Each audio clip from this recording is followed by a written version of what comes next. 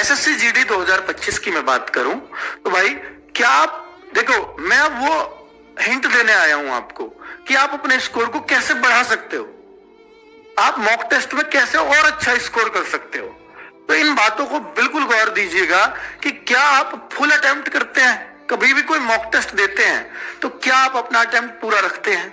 मतलब मेरा ये कहने का मतलब है कि आपके 80 क्वेश्चंस आते हैं तो अटेम्प्ट 80 के 80 करिए। क्यों कह रहा हूं ऐसा?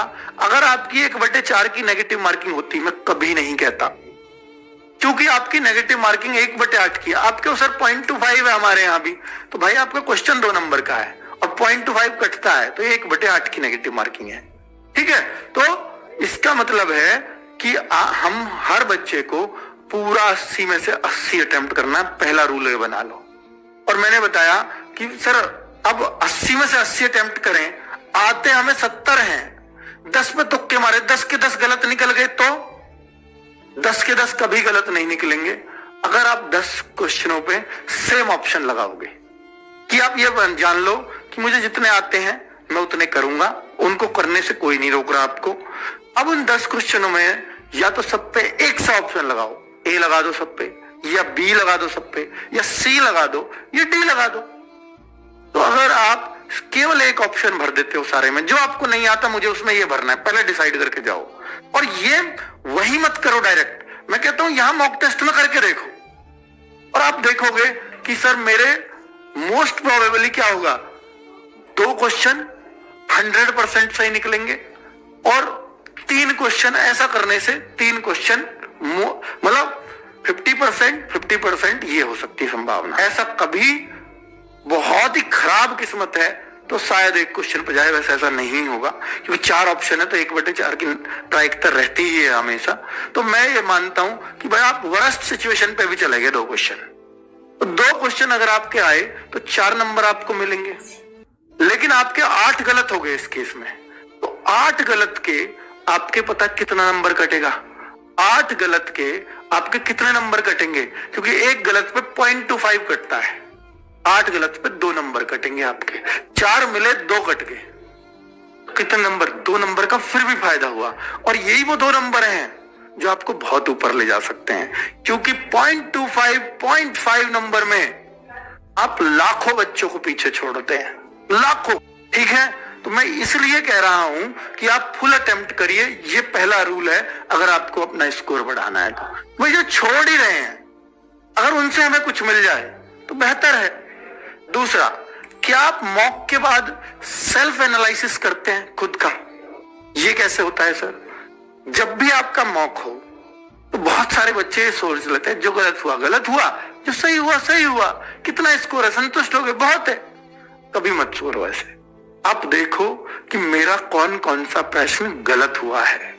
आप ये मानते होंगे जरूर कि मेरा रीजनिंग बहुत स्ट्रांग है, या मेरा हिंदी बहुत स्ट्रांग है, या मेरा मैथ बहुत स्ट्रांग है, जीएस को भी कोई लोग कहते होंगे, तो आप ये एक्सपेक्ट कर रहे होंगे मैं इतना तो करूंगा ही इस सब्जेक्ट में। तो आप फिर ये देखो कि जो आपका स्ट्रांग सब्जेक्ट है, स्ट्रांग का मतलब होगा कि 19 या 20 पूरे मार्क्स है मेरे, वो स्ट्रांग आप कहिए कि या तो आपका 18 स्कोर आता हो, या 19 आता हो, या 20 आता हो। अगर आपके स्ट्रांग सब्जेक्ट में भी आपके 17 या उससे कम स्कोर आता है तो मैं कहूंगा आप नुकसान में हैं, इसको बढ़ाइए। तो 17 से आप टॉप जाती हो उनमें सिलेक्शन लेना मुश्किल होगा, और 17 करने लायक पेपर आता भी नहीं है। अगर आपका स्ट्रांग सब्जेक्ट है तो आप 19 से 20 ही करने चाहिए। ठीक है, तो मैं आपसे कहूंगा कि आप उन गलतियों को अब देखो कि जो आप ये मानते थे कि मैं रीजनिंग में तो 19-20 ही करूंगा, तो मेरे रीजनिंग में 17 क्यों हुए या 16 ही हुए हैं, तो मेरी गलतियां कहां हुई हैं। तो जब आप 19-20 का मादा रखते हैं तो आप जरूर जानना चाहेंगे कि मेरी गलत कौन कौन से क्वेश्चन हुए। उन 4 क्वेश्चनों में ये जरूर देखो कि अगर 16 ही सही हुए हैं कि 4 गलत हुए हैं, इन 4 में मेरी गलती से कौन से गलत हुए हैं, क्या मैं इनको सही नहीं कर सकता था? तो अब अगर सही कर सकता था ये गलत क्यों हुए, तो मैं यहां पर क्या सोच गया था जो मुझे आगे नहीं सोचना है। और ये गलती जो हुई है इसको दोबारा रिपीट नहीं करूंगा नेक्स्ट मॉक में कभी भी। मैथ में जो मुझसे आता था ऐसा मेरा कौन सा गलत हुआ उसको जरूर चेक करिए। और कोशिश करिए भाई ये गलत क्यों हुआ, मैंने उस समय क्या सोच लिया। ये अगर सेम गए ना तो आपको याद आएगा कि हाँ मैं ऐसा सोच गया था, मुझे याद आ गई ये बात। ये लेकिन उसी दिन याद रहेगी। अगर आप 2 दिन बाद चेक करोगे याद नहीं रहेगी। उस दिन हमें याद रहता है कि जब मैंने पेपर कर रहा था तो मेरे दिमाग में ये बात आई थी, तो ये बात आई थी, इस वजह से ये गलत हुआ था। तो अब मुझे वही करना है कि ये गलती, यानी मुझे ये कभी ऐसे नहीं सोचना जैसा मैं सोच गया था, और अगले टेस्ट में ये नहीं होने दूंगा। और जब आप ये बना लेते हैं ना अगले में ये गलती नहीं करूंगा, तो वहीं से आपका सुधरना स्टार्ट हो जाता है। आता हुआ प्रश्न अगले टेस्ट में गलत नहीं होने देना। इस बार 5 आते हुए गलत हुए, चेक करना खुद को। ऐसा मिलेगा आपको कि 7 गलत हो गए आते हुए, 8 गलत हो गए, इस बार 5 हो गए, अगली बार 6 ना हो जाए, 4 जरूर ले आऊंगा। आते हुए तब भी गलत होंगे, पर मैं कहूंगा 5 से 4 करने हैं मुझे, 4 से फिर 3 करने हैं।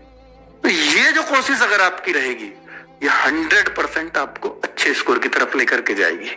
ठीक है, ये बहुत अनुभव से बातें बता रहा हूं बच्चों, ये ऐसे ही नहीं बोल दे रहा हूं कि एक दिन में आके कुछ सुना किसी से और बोल दिया, नहीं। ये आपको कहीं यूट्यूब पे मिलेंगी भी नहीं। ठीक है, क्या आप अपनी गलतियों पर काम करते हैं?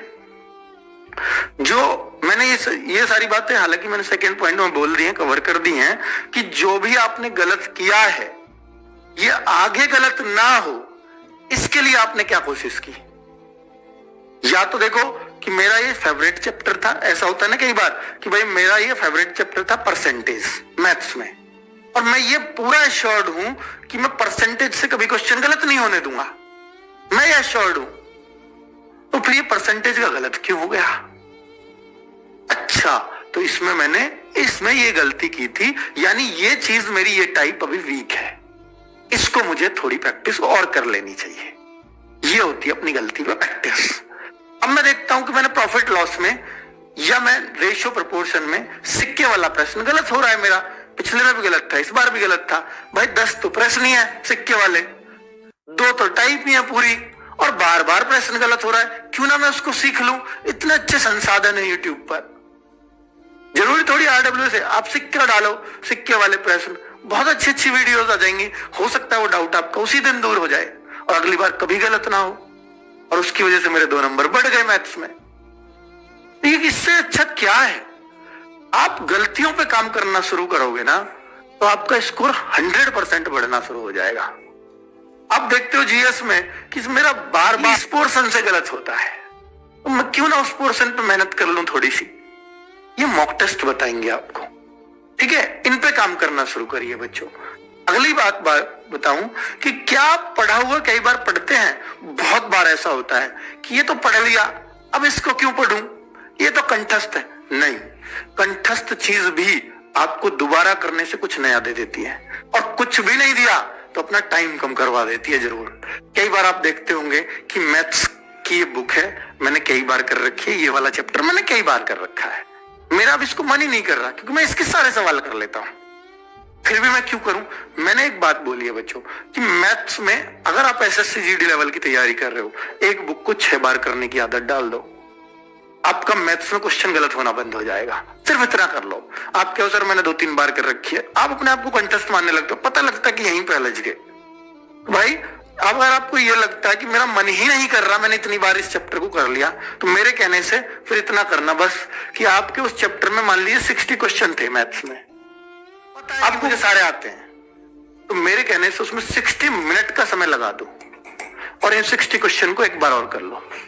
1 घंटा ही तो खराब हुआ आपका, और वो 1 घंटा आपको ये सिखा गया कि इन सवालों पर अगर इस टाइप का आ गया अब आपका समय लगेगा ही नहीं।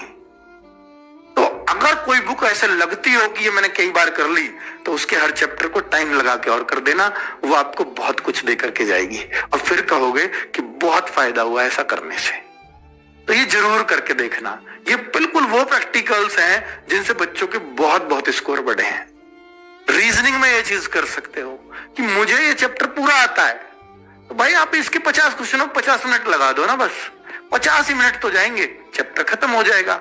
मैथ्स में टोटली 14-15 चैप्टर हैं, 14-15 घंटे में पूरी बुक हो जाएगी। 1 घंटे का चैप्टर 100 क्वेश्चन है तो 100 मिनट करके तो देखो, और जो फिर आपको ये लगेगा कि हाँ ये क्वेश्चन मैं कर तो लेता हूं पर इस पर सोचना पड़ता है मुझे अभी।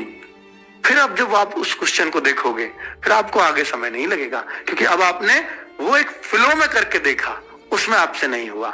क्यों नहीं हुआ, उसके कारण पे जाओगे और फिर उसकी एक बार प्रैक्टिस और करोगे, वो अब आगे हो जाएगा।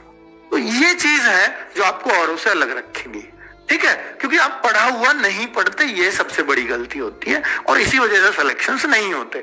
जीएस में भी हम कई बार करते हैं कि पढ़ा हुआ हम नहीं पढ़ते। मैंने बोला कि 5 से 6 बार अगर जीएस का कोई चीज रिवीजन आपने की कि आज पहला दिन है ये पढ़ता हूं, दूसरा दिन तो पहले दिन का रिवीजन, तीसरा दिन तो पहले दोनों दिन का रिवीजन, चौथा दिन तो पहले 3 दिन का रिवीजन, तो जो पहला चैप्टर है वो 6 बार जब हो जाएगा उसको छोड़ दो, फिर दूसरा चैप्टर वो 5 बार हो चुका है, 1 बार और पढ़ोगे, दूसरा भी छोड़ दो, हर दिन एक एक चैप्टर खत्म होता चला जाएगा और जो 6 बार जो हो गया वो जीवन भर के लिए कंटेस्ट हो गया, ये माना जाता है, ये साइकोलॉजी है, ठीक है। चलिए, तो ये चीज आजमा करके देखो अपनी रियल लाइफ में। अब नया पढ़ने का बहुत समय नहीं है आपके पास, जो चैप्टर नहीं आता उस पर काम करना बंद करो, जो आते हैं उन पे काम करो, तो सिलेक्शंस होंगे, ठीक है। क्या बुक पर कभी समय लगाया, तो ये पॉइंट मैंने बता दिया कि भाई बुक के हर चैप्टर पर समय लगा करके करिए।